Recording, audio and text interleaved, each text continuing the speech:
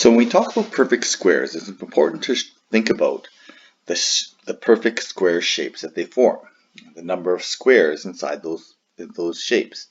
So when we talk about our first perfect square, we have a 1 square. Our second perfect square is a 2 by 2 or 2 squared, which gives us an area of 4. So 4 is a perfect square number. And then 3 by 3 gives us 9.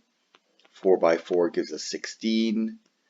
5 by 5 is 25, 6 by 6 is 36, 7 by 7 is 49, 8 by 8 is 64 squares, 9 by 9 is 81 squares, 10 by 10 is 100 squares.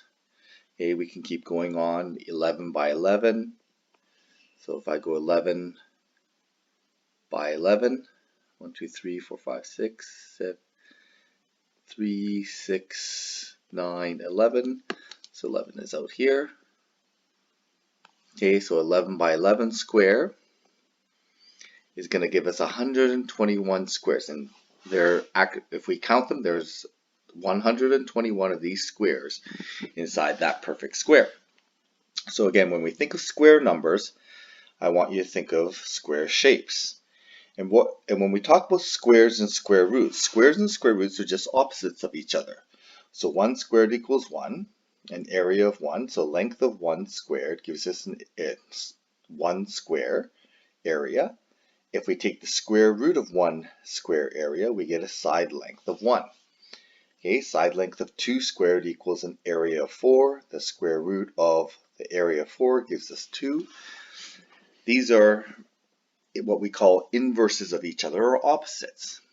Okay, so when we talk about squaring something, we're squaring the side length. Okay, so these represent side lengths. Okay, the answer to square, so once we square a side length, we end up with area. So these represent areas. Okay, the reverse is true here. When we square root something, we're square rooting area. So we're starting with area, square rooting, we end up with side length. So these are areas. Okay, the answer to a square root must be a side length.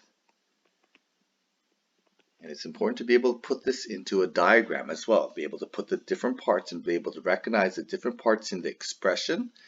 Okay, the expression here, and they also be able to put it into a diagram.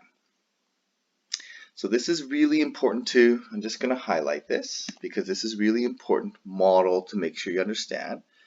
Okay, when we square and square root things, we're talking about a square. When we square something, we're taking the length, the edge, we square it, so x is our edge.